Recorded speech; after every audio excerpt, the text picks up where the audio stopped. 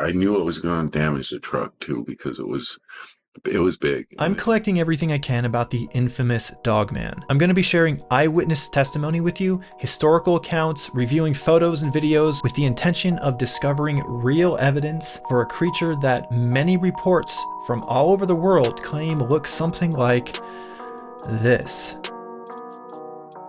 Because let's face it, there have been way too many convincing reports. I think this thing is real, but if you're interested in this topic, you're probably one of the 41,000 people who clicked on this thumbnail, only to find the video has nothing to do with this thing that apparently is eating a human on a trail cam. Literally, you click on the video and it's just like a white light in the distance. There's nothing there. Long story short, I know you're tired, like me, of purposeful deceit when it comes to the supernatural and paranormal. So I implore you, help me sift through all of the nonsense so we can find the truth together. And unless you want the feds confiscating the firearm you shot the Dogman with, you better like this video right now. And watch to the very end because you won't want to miss the story of this trucker. His name is Joe Barger, and he actually killed one of these things. For real. Alright, we have a video coming from D's Dark Adventure making the rounds, and some are saying it's a Dogman. Well, other comments are saying it's actually a mountain lion, but let's take a look.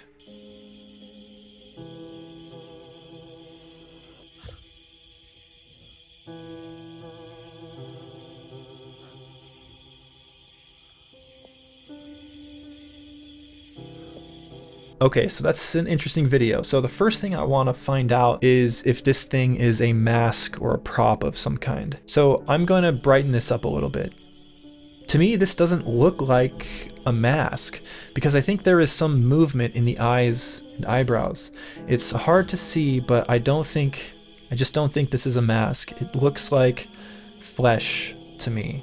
And one point in this video's favor is that you can't really see this until you brighten it up. But this appears to be maybe a tail, and it's articulating. So whatever this thing is definitely real. I think this is a biological creature, as opposed to like a prop or like CGI or something. So then what is it? The comments are saying that it's a mountain lion, and at first that's what it kind of looks like to me too, but after looking closely at a bunch of mountain lions, it doesn't exactly look like a normal mountain lion, especially its ear. It looks a little out of place and kind of strange. So maybe it's a mountain lion, but it seems unlikely to me, which then means, well, what is it then? I haven't personally seen a Dogman, but to me, this doesn't look characteristic of what others describe a Dogman as. It looks more like a cat, right? I think this could be a known animal. And what do you guys think of the idea that this could be a carousel cat? Then we have this strange thing on the left side of the window here, and I honestly have no idea what this is. At first I thought it was coming from inside the truck, but I think it's clear the truck is obscuring it, and I have no idea what it is. I don't think it's an ear of this creature. It's something else, but I don't know what. So this is a strange one still. And if you have seen the Dogman personally, does this look like what you saw? Or is this a mountain lion or a carousel cat? Comment down below and let me know what you think. From the 2007 book, Traveling Michigan's Sunset Coast, we get a section dedicated to the Michigan Dogman. It reports the first known sightings of the Dogman, then lists several other sightings happening at 10-year intervals. The first sighting reported back in 1887 in Wexford County, where some lumberjacks chased an animal they thought was a dog into a hollow log. Then Johnson grabbed a stick and poked around inside it. Wait a minute. Grabbed him a stick and poked around inside.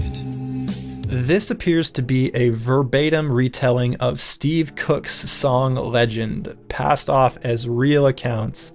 She doesn't cite her source for these stories, so I have to assume she just plagiarized Steve Cook's song, but the problem is Steve Cook admitted to making up all of his accounts.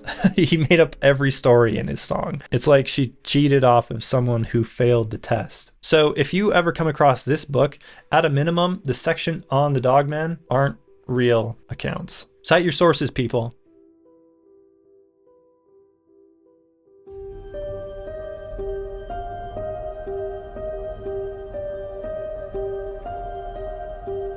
Wow. Okay. I want to think that this is real. To me, this looks more like what people have described the Dogman as, but I mean, look at those long front legs. They're almost bat-like and long, as is often described. And it's black, but what's actually going on with this video? This video hurts my brain a little bit. First of all, where does this video come from? I can only trace it to the channel Dark Water, I think is the name, which does a lot of paranormal content, and they claim to do real investigations, but they share absolutely no detail about where this video came from or anything about it in this long description.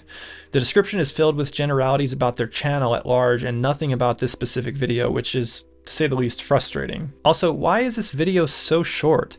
It's 8 seconds long, but it's really only 4 seconds long because the last half of it is played in reverse. You would think that there would be a longer video of this thing if this is legit, so that's super suspicious. Then you have this super weird phasing type thing with every step it takes. Then it gets like 4 ears at one point. Its snout changes from super short to kind of long, and then it's like blocky and pixely here. And I know people are saying that this Dogman can like shapeshift and turn invisible, but I don't think that's what's happening here.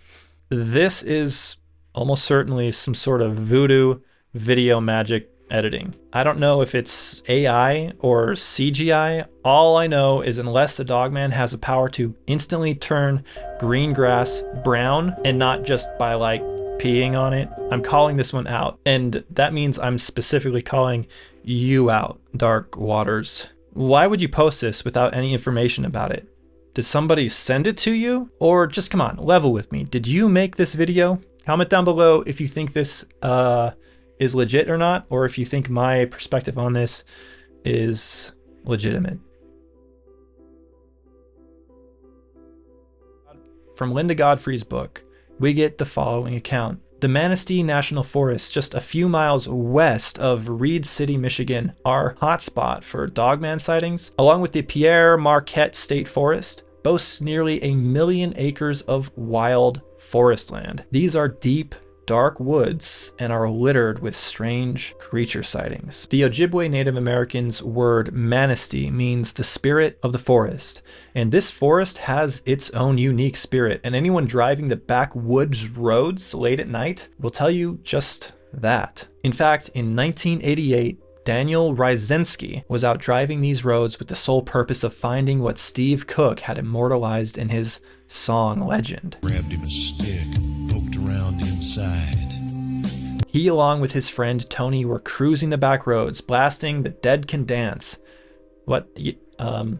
Yeah, I've never heard of them either, so I don't know, can't relate. But but I'm just like thinking like AC/DC, hopefully, because they were blasting it to bolster their courage. And to their surprise, rather than finding a muddy back road through the woods, right there on Highway M55, a straight shot right through those woods, when they were following a string of cars, they noticed a partially upright creature kind of hunched over, crossing the road, dead ahead. It was caught in the headlights of at least 3 other cars. It was a skinny, furry creature standing upright as it made its way across the road. Daniel said it was much too big to be a dog, and its shape wasn't that of a bear. And it was walking on 2 legs. Its limbs were out of proportion, its arms were super long, and he compared it to that of a baboon, but it wasn't a baboon. It disappeared into the darkness on the other side of the road, and Daniel flipped his car around and tried to get a better look at this thing, but it was already gone. Years later, in 1997, Lola and her uncle Jim were hiking along the Lake Michigan shoreline near the Manistee National Forest campground around 11 p.m. under a full moon. As they picked their way across the shoreline, they saw what they thought was a large log lying on the water's edge about 50 feet in front of them.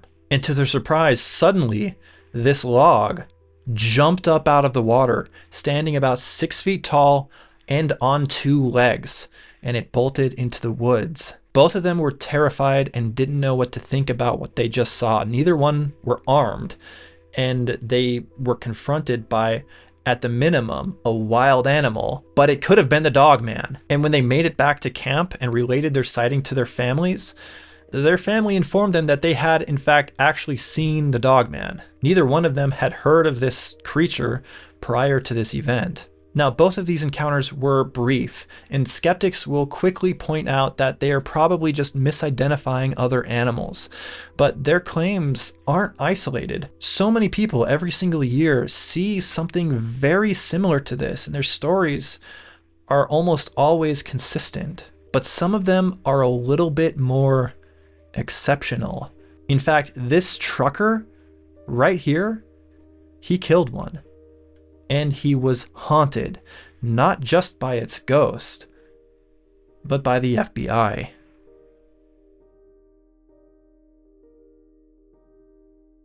59-year-old Army vet Joe Barger was driving truck through the Manistee National Forest in June 2017, and he shares his run-in with the Dogman in an interview done by Barton Nunnally, and Joe also appeared on the popular YouTube channel What Lurks Beneath to share his experience, potentially at great cost. But what's no great cost to you is hitting that like button real quick before I share this crazy story with you, which, if he's telling the truth, the ramifications are immense.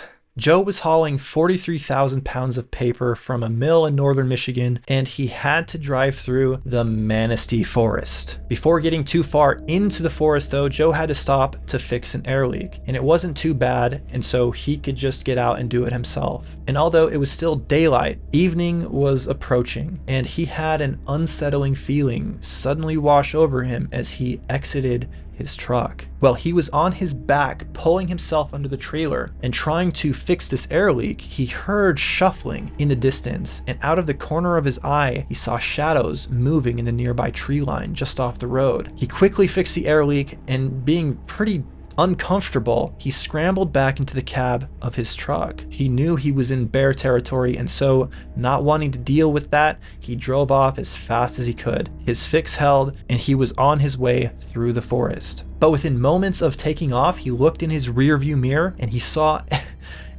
a large wolf-like creature running upright toward the cab of his truck. And at this time, his window was down, and he was so flustered he didn't have the presence of mind to roll his window up. It was darker than it should be, and there was a wolf head the size of my window, and my windows were down, and he was trotting along next to me, and I was about 20-25 miles an hour.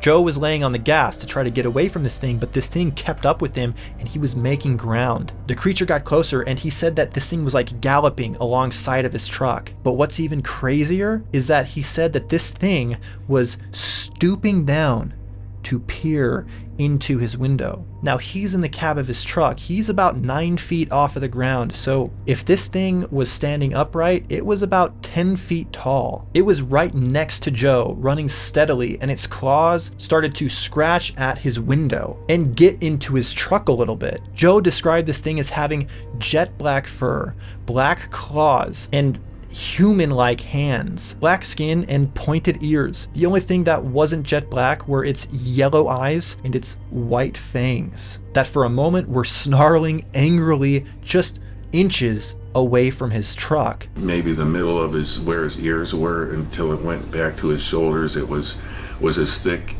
if not thicker, than a lion's mane. And everything on this animal was black. His skin on his hands were black, you know, where there wasn't hair. His claws were black. Everything was black on him except his teeth and his eyes. And yeah, you know, human-looking hand, right? Or his human-like hands. I saw those really close up, and I would say they were about the size of my steering wheel if they were splayed out. He said the creature looked determined to get into the cab, and fearing for his life, he pulled out his Colt 45 strapped to his waist, pointed it over, and took 2 shots, point blank, at this thing's head. It instantly went down, shaking his truck as it fell. And thinking back on it, he says he's sure he got it in the eye orbit. Up right here was a 45 Colt, and I just pulled it like this and shot twice, and he went down. Instantly went down. I was looking at him as he was sliding into the weeds, and otherwise the bullet would have just glanced off this thing's skull. He was still driving forward, looking back, and he saw it tumble off of the side of the road into the trees. He knew it was a kill shot, but he wanted to be sure what just happened. So about a mile ahead, he was able to turn his truck around on this 2-lane highway, and he drove back to where the incident happened. And to his surprise, he saw a white Jeep pulled off the side of the road right where this thing fell. And a man and a woman were outside investigating what just happened. Not wanting to scare these people, he asked if they needed help, and it was just a couple looking into the woods. They said that they were just fine, but they were looking at a couple bears fighting that had just recently run off. They said that they were all right, and so he just implored them to be careful, and he looked into the woods and he didn't see anything, and he kept driving, but he wasn't all right. He was traumatized. Joe had nightmares for a year afterwards about this thing, but finally he felt he needed to get his story out, and he went on a podcast to share his story. About a year after it happened, and only a few months after he was on that podcast, Joe was stopped at a scale house by the state police. They had him wait for federal authorities to arrive, and when they showed up, they bullied and intimidated him. They immediately informed him that he had killed one of their assets, and they wanted him to stop talking about it. They confiscated his phone and gun, and Joe thought they were going to cuff him, but they didn't. After a while, they gave him back his phone, but he never got back his gun, and they threatened him with dirty drug tests if he kept talking about his experience, and they spoke with him at length about all the things that they could do to keep him quiet. It was a very threatening conversation, but finally they let him go, and when he got back home, he found that his bank account was shut down. It was shut down for only a brief period of time. Joe thinks that they were doing that just to flex on him and to let him know that they could make good on the other things they threatened him with. Today, Joe thinks they kept his gun as a way to frame him for some horrible crime if they needed to. But this event happened about 5 years ago, and today he feels a little bit more confident in talking about his story, and he feels almost like he has a responsibility to share it in case anybody else runs into this thing in the future. That said, he still lives in fear from what's out there in the woods and what the government might do to him. But as of right now, Joe gets the last laugh because the gun they confiscated, although he's upset that they took it from him, wasn't the gun that he used to kill their asset. This is Wolfsbane, the name he gave his 45 Colt that took down the Dogman. And I don't think he killed the only one. It's Wolfbane. I named it Smith & Wesson Governor. It is loaded.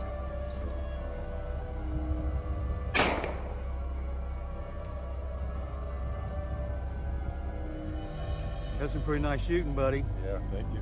Unfortunately, I believe Joe's story, and I don't think he killed the only one. That means there are more 10-foot tall jet black monsters out there with claws the size of 2 dinner plates, wolf head larger than a grizzly bear with pearl white fangs and horrible yellow eyes, and the government knows all about them. They could actually be breeding them. Please like and subscribe for more.